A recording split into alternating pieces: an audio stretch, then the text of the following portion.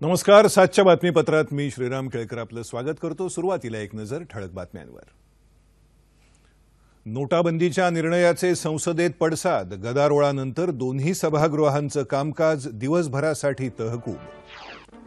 नोटाबंदीचं स्वागत, मात्र जनतेला त्रास नको. राजनाथ सिंह यांच्याशी झालेल्या चर्चेनंतर शिवसेनेची भूमिका. नोटाबंदीचा निर्णय रद्द होणार नाही. परिस्थिती हळूहळू पूर्वपदावर येईल. वित्तमंत्री जेटली यांनी व्यक्त केला विश्वास.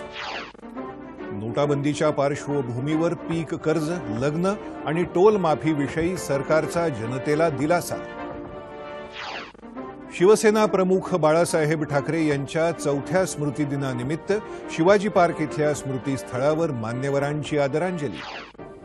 आणि इंग्लंड विरुद्धच्या दुसऱ्या कसोटी क्रिकेट सामन्यात पुजारा आणि कोहलीच्या शतकी खेळीमुळे भारताच्या 4 बाद 317 धावा.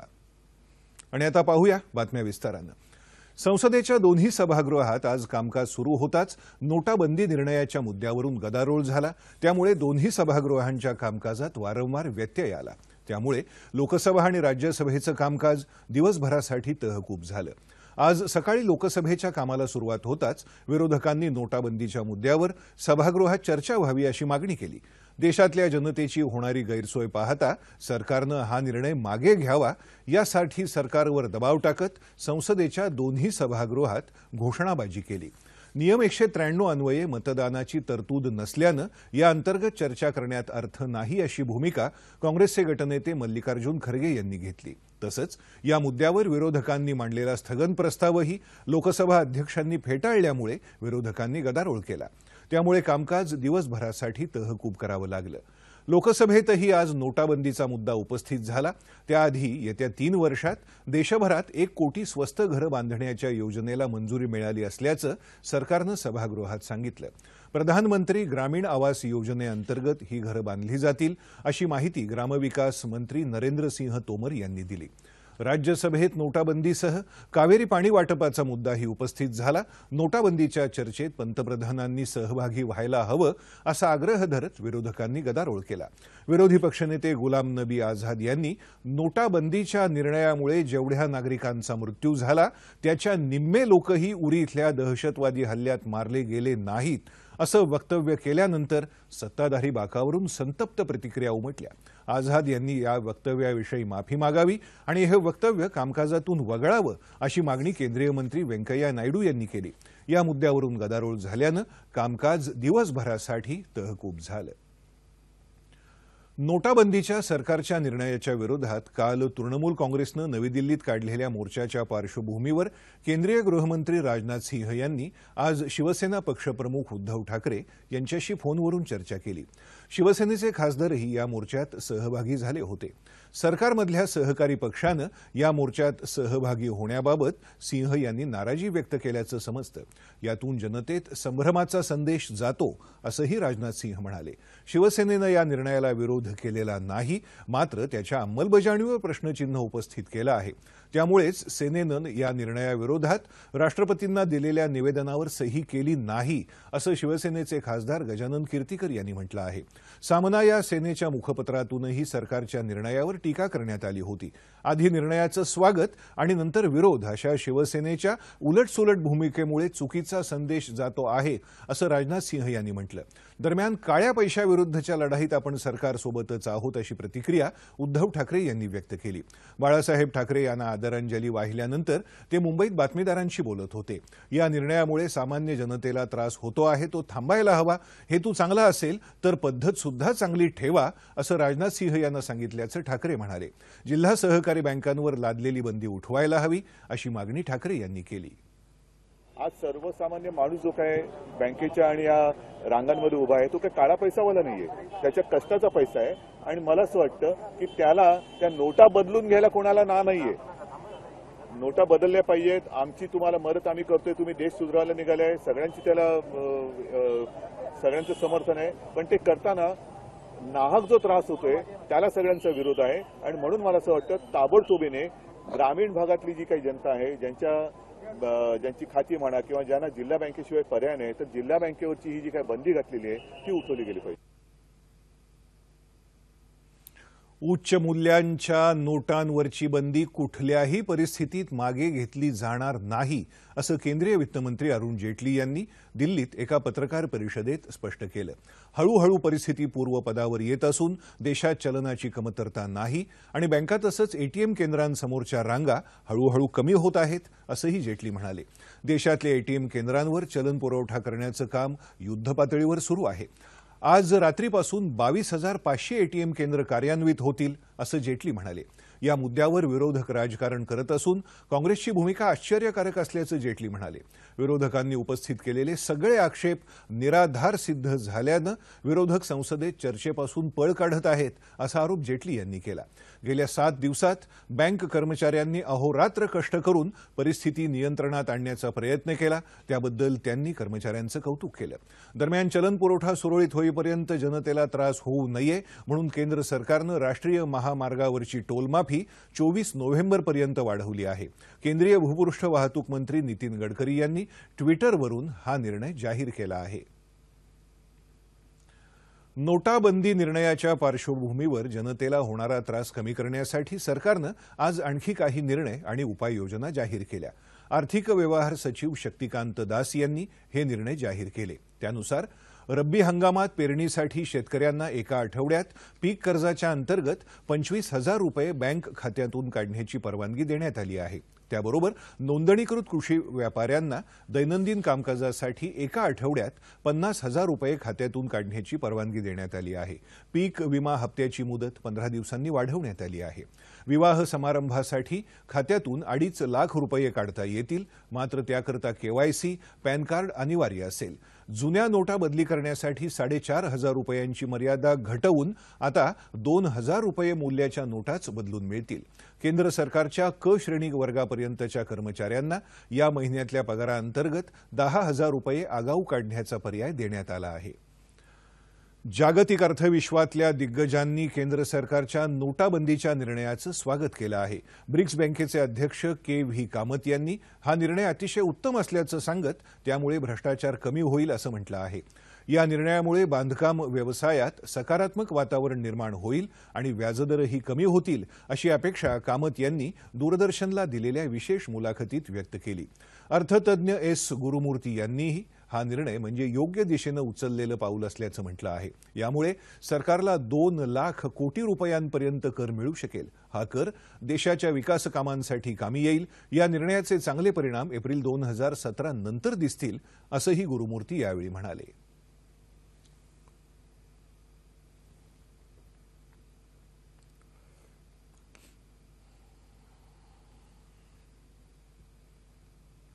पैसा बाहर से फेक करेंसी वाला जो मिलता है ये तो खत्म है। अभी फेक करेंसी सब खत्म हो गया, इसलिए उसका सोर्स ऑफ फंडिंग पूरा ड्राई हो गया है। ये अर्थव्यवस्था के ऊपर जो देश का सिक्योरिटी का इश्यू है उसका एक बड़ा फल मिला है हमको। लेफ्टिस्ट लोगों को पैसा, नक्सलवादियों को पैसा है वो बाहर से नहीं आता, इधर से ही वो कलेक्ट करते हैं एक्सट्रैक्ट करके। वो सब कैश में ही रखे हैं, बैंक में नहीं है। ये क्या करेंगे कि 60,000 करोड़ का पैसा है, ऐसा एक एस्टिमेट है। ये सब खत्म होगा, इसलिए देश का सिक्योरिटी है उसका एक बड़ा एडवांस हमने दिखाया इसमें। उच्च मूल्याच्या नोटा चलनातून बाद करण्याचा निर्णय केंद्र सरकारनं घेतल्यामुळे अनेक जण कफल्लक झाले असले तरी राज्यातल्या महानगरपालिका आणि नगरपालिका मात्र श्रीमंत झाल्याचं चित्र आहे। विविध करांपोटी आजपर्यंत या दोन्ही संस्थांकडे 766 कोटी 47 लाख रुपये जमा झाले आहेत। मुंबई महानगरपालिकेत सर्वाधिक म्हणजे 191 कोटी 41 लाख, तर पुणे महानगरपालिकेत 101 कोटी 77 लाख रुपये जमा झाल्याचं वृत्त आहे। या दोन्ही ठिकाणी स्थानिक कर भरण्याकरता 1000 आणि 500च्या नोटा येत्या 24 तारखेपर्यंत स्वीकारण्यात येणार असल्यानं अनेकांनी हे कर भरण्यासाठी त्या ठिकाणी गर्दी केली आहे। त्यामुळे कर भरणं अजूनही खूप वाढेल असा अंदाज आहे। दरम्यान विद्युत देयकांसाठीही येत्या 24 तारखेपर्यंत 1000 आणि 500च्या नोटा स्वीकारल्या जातील असं राज्य सरकारनं स्पष्ट केलं आहे। केंद्र सरकारनं घेतलेल्या नोटाबंदीच्या निर्णयाचं विविध क्षेत्रातल्या मान्यवरांनी स्वागत केलं असून या निर्णयामुळे चांगले परिणाम दिसून येतील असा विश्वास त्यांनी व्यक्त केला आहे। की थोडा पेशन्स ठेवा, थोडासा धीर ठेवा। जसं आपण दिवाळीला आपलं घर साफ करतो तसंच आता ही आपल्या देशाची दिवाळी आहे, जिथे आपला देश साफ होतोय। तर आपल्या सगळ्यांच्या मदतीची गरज आहे, त्याशिवाय काहीच शक्य नाहीये। आपण पूर्वी दोन मण तांदूळ देऊन एक नारळ घ्यायचो, अशी स्थिती काही दिवसांसाठी आत्ता आलेली आहे। तर आपण त्याचाही आनंद घेऊया आणि 2 महिन्यानंतर परत आपण भयंकर स्ट्रॉंग, भयंकर शक्तिवान होऊन परत आपल्या देशाची उन्नति करूया। ऑफ कोर्स ये एक सडन डिसीजन है, तो सब चौंक गए हैं, लोगों को दिक्कतें भी आ रही है, पर जैसे आपने कहा कि काफी लोग कह रहे हैं कि हिस्टोरिक है। मुझे इकोनॉमिक्स की समझ उतनी नहीं है, तो मैं जो लोग कह रही हूँ उसी को दोहरा रही हूँ। एक डिसीजन लिया हुआ है, सरकार ने लिया एक डिसीजन जो फ्यूचर के लिए बहुत अच्छा है। इससे बड़ा और बेहतरीन फैसला हो नहीं सकता। परेशानी 2-4 दिन की है और हम खाली बैंक की लाइन में तो खड़े हैं यार, कोई गोली थोड़ी आ रही है हमारे, नोट के बदले नोट ले रहे हैं। थोड़ा सा सब्र कर रहे थे, पानी पी लो, चाय पी लो, कुछ कर लो, तो बेचारे वहां पे खड़े हैं, गोलियां खा रहे हैं। तो कोई परेशानी वाली बात नहीं, और ये परेशानी 4-5 दिन की है, उसके बाद कितना फायदा होने वाला है हमारी कंट्री को। नोटाबंदीच्या निर्णयानंतर व्यक्त झालेल्या सामान्य नागरिकांच्या या काही प्रतिक्रिया बघूया। सरकारने जे नियम काढलेत, 500, 1000च्या नोटा बंद आहेत, ते आमच्यासाठी चांगलेच आहे। पुढे चालूनही आम्हाला उपयोगच होईल। हा जो मोदी सरकारचा निर्णय आहे तो आम्हाला स्वागतार्ह आहे, कारण याचा आता जरी त्रास होत असेल तर भविष्यामध्ये आम्हाला याचे निश्चितच चांगले परिणाम आम्हाला पाहायला मिळणार आहेत।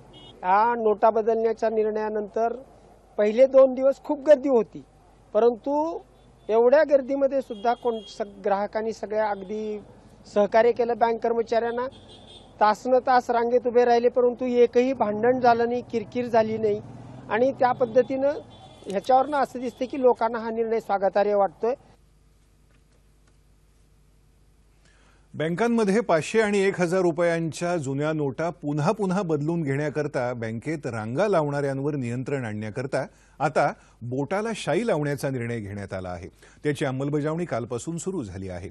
त्याचा परिणाम म्हणून बँकांमधली गर्दी काही प्रमाणात कमी झाल्याचं दिसून येतंय। मात्र बऱ्याचशा बँकांमध्ये या शाईचा पुरवठा होऊ न शकल्यानं त्याची अंमलबजावणी होताना दिसत नाही। 500 आणि 1000 रुपयांच्या नोटा रद्द करण्याच्या केंद्र सरकारच्या निर्णयानंतर काही ठिकाणी गैरप्रकार घडत असल्याचं दिसून आल्यामुळे सरकारनं काही कडक पावलं उचलायला सुरुवात केली आहे। यानुसार जनधन खात्यात जमा होणाऱ्या रकमेवर सरकारचं लक्ष असून दुसऱ्याचे पैसे स्वतःच्या खात्यात जमा करू नका असं आवाहन सरकारनं केलं आहे। जनधन खात्याची मर्यादा 50,000 रुपये इतकी ठरवण्यात आली आहे। बचत खात्यात 2.5 लाख आणि चालू खात्यात 12.5 लाख रुपयांहून अधिक रक्कम भरणाऱ्यांवर आयकर खात्याची नजर आहे। त्याचबरोबर हा निर्णय घेतल्यानंतर सोन्याच्या अचानक झालेल्या खरेदी विक्रीची माहितीही सरकारकडून घेतली जात आहे। त्याचबरोबर चलन बदलीकरणाचा व्यवसाय करणाऱ्यांवरही लक्ष ठेवण्यात येत आहे। दरम्यान 500 आणि 1000 रुपयांच्या नोटा बंद केल्यानंतर पसरलेल्या अफवांबाबत सरकारनं खुलासा केला आहे। 100 आणि 50 रुपयांच्या नोटा बंद करण्याचा कोणताही विचार नाही असं सरकारनं स्पष्ट केलं आहे। बँकेचे लॉकर सील करण्याचाही सरकारचा विचार नाही। रंग निघून जाणं हे 2000 रुपयांच्या नोटांचं वैशिष्ट्य आहे, त्यामुळे लोकांनी काळजी करू नये असंही सरकारकडून सांगण्यात आलं आहे। शेकडो करमुक्त धर्मादाय संस्थांना आणि देवस्थानांना 8 नोव्हेंबरपर्यंतच्या आपल्या संपत्तीची माहिती देण्यासंदर्भातली नोटीस प्राप्तिकर विभागानं जारी केली आहे। या संदर्भात मिळालेल्या माहितीचा आढावा प्राप्तिकर विभाग 30 डिसेंबर नंतर घेणार आहे। आधार कार्डाच्या झेरॉक्स प्रती देताना त्याचा दुरुपयोग होऊ नये यासाठी त्यावर स्पष्ट उल्लेख करावा असं आवाहन भारतीय विशिष्ट ओळखपत्र प्राधिकरणानं केलं आहे। अकोला जिल्हा सहकारी बँकेच्या कर्जदार शेतकऱ्यांच्या खात्यात 500 आणि 1000 रुपयांच्या जुन्या नोटा जमा करण्यासाठी शासनानं परवानगी द्यावी या मागणीकरता शेतकऱ्यांनी आज जिल्हाधिकारी कार्यालयासमोर धरणं आंदोलन केलं। बहुतांश शेतकऱ्यांचं जिल्हा सहकारी बँकेत खातं आहे, मात्र जुन्या नोटा बँकेत जमा करण्यास मनाई केल्यामुळे त्या नोटा कुठे जमा कराव्या असा प्रश्नही शेतकऱ्यांना पडला आहे। नोटा जमा करण्याची मुभा मिळावी अशी शेतकऱ्यांची मागणी असल्याचं कृषी उत्पन्न बाजार समितीचे उपसभापती निळकंठ खेडकर यांनी सांगितलं। शिवसेना प्रमुख बाळासाहेब ठाकरे यांचा आज 4था स्मृतिदिन। बाळासाहेबांना आदरांजली वाहण्याकरता शिवसैनिकांनी शिवाजी पार्कवर गर्दी केली आहे। मुख्यमंत्री देवेंद्र फडणवीस, शिवसेना पक्षप्रमुख उद्धव ठाकरे, शिवसेनेचे ज्येष्ठ नेते मनोहर जोशी, सुधीर जोशी, खासदार पूनम महाजन, महापौर स्नेहल आंबेकर, आमदार भाई जगताप यांच्यासह अनेक वरिष्ठ नेत्यांनी बाळासाहेबांच्या स्मृतीस्थळावर जाऊन त्यांना आदरांजली वाहिली। बाळासाहेबांच्या स्मारकासाठीची कार्यवाही चांगल्या पद्धतीनं सुरू आहे असं उद्धव ठाकरे यांनी यावेळी प्रसारमाध्यमांशी बोलताना सांगितलं।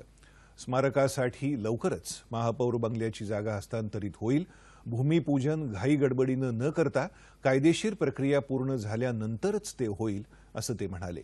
स्मारकासंदर्भात सूचना मागवणार असल्याचं ठाकरे यांनी यावेळी सांगितलं।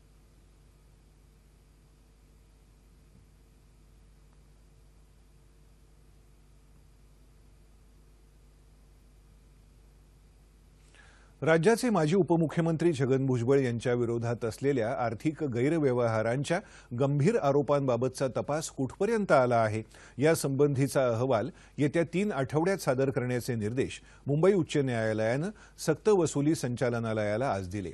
सामाजिक कार्यकर्त्या अंजली दमानिया यांनी या प्रकरणी दाखल केलेल्या जनहित याचिकेवर आज मुंबई उच्च न्यायालयाच्या मुख्य न्यायाधीश मंजुळा चेल्लूर आणि MS सोनक यांच्या खंडपीठापुढे ही सुनावणी झाली तेव्हा न्यायालयानं हे निर्देश दिले। हा फार गंभीर विषय असल्यानं याबाबतची संपूर्ण माहिती सक्तवसुली संचालनालयानं द्यावी असं न्यायालयानं म्हटलं आहे। अहमदनगर जिल्ह्यातल्या निळवंडे धरणाचं पाणी कोपरगावला देण्याच्या योजनेला तत्वतः मंजुरी देण्यात आली असून लवकरच पाईपलाईनद्वारे हा पाणीपुरवठा सुरू होईल अशी माहिती मुख्यमंत्री देवेंद्र फडणवीस यांनी दिली। कोपरगाव महापालिका निवडणुकीसाठी आयोजित प्रचार सभेत ते आज बोलत होते। विकासाची गंगादारी आणण्यासाठी महायुतीकडे एक हाती सत्ता द्या असं आवाहन मुख्यमंत्र्यांनी केलं। पंतप्रधानांच्या नोटाबंदीच्या निर्णयामुळे सर्वसामान्य जनता खुश असून आता खऱ्या अर्थानं आर्थिक विकासाच्या क्रांतीला सुरुवात झाली आहे असं मत त्यांनी व्यक्त केलं। नाशिक जिल्ह्यात मनमाड इथंही मुख्यमंत्र्यांची सभा झाली। 2019 पर्यंत राज्यातल्या प्रत्येकाला घर देण्याची सरकारची योजना असून कोणीही कच्चं घर आणि झोपडपट्टीत राहणार नाही अशी ग्वाही मुख्यमंत्र्यांनी या सभेत दिली। भारतीयांच्या बँक खात्यात काळा पैसा जमा होण्याचं आश्वासन देणाऱ्या सरकारच्या काळात जनतेला कष्टाचा पैसा काढणं जिकिरीचं झालं आहे अशी टीका विधान परिषदेचे विरोधी पक्षनेते धनंजय मुंडे यांनी केली। सरकारच्या अच्छे दिनबाबत जनतेची निराशा झाली आहे असं ते म्हणाले। ते आज जळगाव जिल्ह्यातल्या पाचोरा इथं नगरपालिकेच्या निवडणूक प्रचार सभेत बोलत होते। राज्यात सेना आणि भाजपा एकत्र सत्तेत असूनही परस्परांवर आरोप करत राज्याला अधोगतीकडे नेत आहेत असं मुंडे म्हणाले। राष्ट्रवादीच्या उमेदवारांना निवडून देण्याचं आवाहन मुंडे यांनी केलं। जळगाव जिल्ह्यातल्या 13 नगरपालिकांसाठी 27 नोव्हेंबरला मतदान होणार आहे। सांगली जिल्ह्यात कारागृहात नुकतंच बंदी सुधारणा केंद्राचं लोकार्पण करण्यात आलं। अप्पर पोलीस महासंचालक डॉक्टर भूषण कुमार उपाध्याय यांनी या उपक्रमाची सुरुवात केली। कारागृहातील बंदींच्या पुनर्वसनासाठी या केंद्राचा उपयोग होणार आहे। जिल्हा कारागृहात सध्या 368 बंदी असून त्यापैकी 16 महिला आहेत। राज्यातील साताऱ्यानंतरचं दुसरं बंदी सुधारणा केंद्र सांगलीत झालं आहे। त्या ठिकाणी विकास ग्रंथालय, व्हिज्युअल मीडिया, कम्प्युटर लॅब आणि समुपदेशन अशा सुधारणा देण्यात आल्या आहेत। कैद्यांच्या जीवनात चांगला बदल घडवायला हे केंद्र उपयुक्त ठरेल असा विश्वास डॉक्टर उपाध्याय यांनी व्यक्त केला। नागरिकांमध्ये स्वच्छतेबाबत जनजागृती व्हावी याकरता शासन स्तरावर विविध उपक्रम राबवण्यात येत आहेत। ग्रामविकास विभागाच्या वतीनं संत गाडगेबाबांच्या स्मृती रथाद्वारे स्वच्छतेचा प्रसार केला जात आहे। वाशिम जिल्ह्यात या स्मृती रथाचं आज आगमन झालं। जिल्ह्याच्या ग्रामीण भागात हा रथ फिरवण्यात येत असून लोककलावंतांकडून विविध गीतांच्या माध्यमातून स्वच्छतेबाबत जनजागृती करण्यात येत आहे। शौचालय बांधून त्याचा वापर करावा या संदर्भात मोठ्या प्रमाणात जागृती केली जात आहे। हा उपक्रम प्रभावी ठरताना दिसत आहे. रायगड जिल्ह्यातल्या पनवेल शहरात वाहनांच्या वाढत्या संख्येमुळे प्रदूषणात वाढ होत असून यामध्ये जुन्या झालेल्या वाहनांचं प्रमाण मोठं असल्यानं ही समस्या गंभीर बनली आहे. या समस्येला आळा घालण्याकरता प्रादेशिक परिवहन विभागानं पावलं उचलली असून नागरिकांना सहकार्याचं आवाहन केलं आहे. दिल्लीमधल्या प्रदूषणाच्या तडाख्यामुळे आता विविध ठिकाणच्या प्रदूषणाचं गांभीर्य लक्षात येऊ लागलं आहे. पनवेलमध्ये 15 वर्षांपेक्षा जास्त जुन्या असलेल्या गाड्यांची संख्या जास्त आहे. या गाड्यांमुळे होणाऱ्या प्रदूषणाला आळा घालण्यासाठी कारवाई सुरू झाल्यावर या भागातल्या रिक्षा, ट्रक, टेम्पो वाहतूकदारांनी त्याबद्दल प्रश्न उपस्थित केले आहेत. गरीब वाहतूकदारांच्या रोजगाराचा विचार करावा आणि वाहनांबरोबरच प्रदूषण करणाऱ्या इतर माध्यमांनाही लक्षात घ्यावं अशी त्यांची मागणी आहे.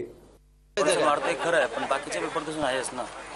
फॅक्टरीचं प्रदूषण आहे त्यांचे, ते पण करत नाहीत ना. आता आमच्या तलाच्या एमआयडीसी तर राहणं मुश्किल आहे. पीयूसी अर्थात प्रदूषण नियंत्रणाच्या चाचण्या न करताच वाहन चालवणं, सिग्नलला इंजिन सुरू ठेवणं हे प्रकार घातक प्रदूषणात भर घालत आहेत. त्यामुळे प्रादेशिक परिवहन कार्यालयानं या समस्येची दखल घेत कठोर पावलं उचलली आहेत. विशेषतः पेट्रोल वाहनामध्ये याची खात्री करावी. जरी धूर दिसत नसला तरी CO कार्बन मोनॉक्साईड हा जो वायू आहे हा अतिशय घातक आहे आणि तो त्यामध्ये असतो. त्यामुळे त्याचं पर्सेंटेज किती आहे हे नियमितपणे सर्व पेट्रोल वाहन चालकांनी चेक करून घ्यावं. तसेच डिझेल वाहन चालकांनी त्यांचं जे डेन्सिटी आहे, स्मोक डेन्सिटी, ती नियमितपणे चेक करून घ्यावी.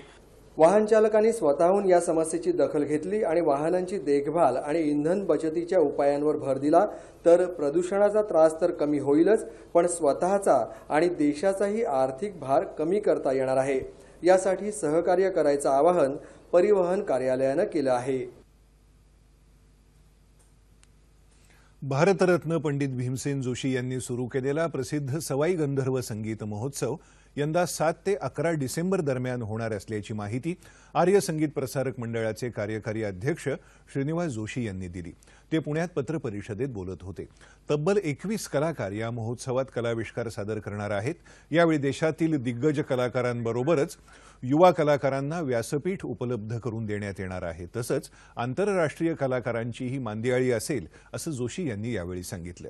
या महोत्सवाची सुरुवात एस बल्लेश आणि त्यांचे चिरंजीव कृष्णा यांच्या सनईवादनानं होईल तर ज्येष्ठ गायिका डॉक्टर प्रभा अत्रे यांच्या गायनानं या महोत्सवाचा समारोप होणार आहे. राज्यात नव्यानं 3084 तलाठी, सझा आणि 514 मंडळांना मंत्रिमंडळ उपसमितीनं मंजुरी दिली आहे. त्यामुळे लवकरच ती निर्माण करण्यात येणार असल्याची माहिती महसूल मंत्री चंद्रकांत पाटील यांनी दिली. या संदर्भातल्या मागणीकरता तलाठी महासंघानं केलेला संप मागे घ्यावा असं आवाहनही त्यांनी केलं. तलाठी सझा पुनर्रचना समितीच्या अहवालातल्या शिफारशींच्या अंमलबजावणीबाबत नेमलेल्या मंत्रिमंडळ उपसमितीची बैठक मंत्रालयात झाली. त्यानंतर झालेल्या पत्रकार परिषदेत ते बोलत होते. राज्यात गेल्या 32 वर्षांपासून तलाठी सजांची पुनर्रचना झाली नव्हती. ग्रामीण भागात तलाठ्याअभावी अनेक कामं प्रलंबित राहत होती. त्यामुळे तलाठी सजांच्या पुनर्रचनेची मागणी गेल्या अनेक वर्षांपासून तलाठी महासंघातर्फे करण्यात येत होती. या संदर्भातला अहवाल प्राप्त झाल्यानंतर मंत्रिमंडळानं त्याला मान्यता दिली. या निर्णयामुळे राज्यात एकूण 15,411 तलाठी सजे निर्माण होणार आहेत. तलाठी आणि मंडळ अधिकाऱ्यांवरच्या कामाचा ताण कमी होऊन जनतेची महसूल विषयक कामं लवकरात लवकर होण्यास त्यामुळे मदत होणार आहे. आणि आता सह्याद्री वाहिनीच्या वृत्त विभागासाठी स्ट्रिंगर्सची नियुक्ती करण्याबाबतची माहिती जाणून घेऊया. प्रसार भारती भारत लोकसेवा प्रसारक प्रादेशिक वृत्त विभाग दूरदर्शन केंद्र मुंबईकडून 36 जिल्ह्यांकरता स्ट्रिंगर्सचं पॅनल तयार करण्यासाठी अर्ज मागवण्यात येत आहेत. अर्ज 16 डिसेंबर 2016 संध्याकाळी 5 वाजेपर्यंत प्रादेशिक वृत्त विभाग दूरदर्शन केंद्र PB मार्ग वरळी मुंबई 30 या पत्त्यावर पोहोचतील अशा पद्धतीनं पाठवणं आवश्यक आहे. अर्ज आणि अधिक माहिती संकेतस्थळ www.ddkmumbai.org वर उपलब्ध. बातमी क्रिकेटची. भारत आणि इंग्लंड दरम्यान विशाखापट्टणम इथं सुरू असलेल्या दुसऱ्या क्रिकेट कसोटी सामन्यात विराट कोहली आणि पुजाराच्या शतकी खेळीनं आज पहिल्या दिवसाखेर भारतानं 4 गडी गमावून 317 धावा केल्या. भारतानं नाणेफेक जिंकून प्रथम फलंदाजीचा निर्णय घेतला. मात्र भारताचे दोन्ही सलामीवीर लवकरच तंबूत परतले. मुरली विजय 20 तर लोकेश राहुल 0वर बाद झाला. त्यानंतर चेतेश्वर पुजारा आणि विराट कोहलीनं डाव सावरला. चेतेश्वर पुजारानं 119 तर विराट कोहलीनं 1.5 शतकी धावसंख्या करत संघाला सुस्थितीत आणून ठेवलं. एक नजर हवामानावर. विदर्भाच्या काही भागात किमान तापमानात सरासरीच्या तुलनेत उल्लेखनीय घट झाली. राज्यात सर्वात कमी तापमान नागपूर इथं 10.7 अंश सेल्सिअस इतकं नोंदवलं गेलं. येत्या 36 तासात संपूर्ण राज्यात हवामान कोरडं असेल असा हवामान खात्याचा अंदाज आहे. आणि आता तापमान अंश सेल्सिअसमध्ये.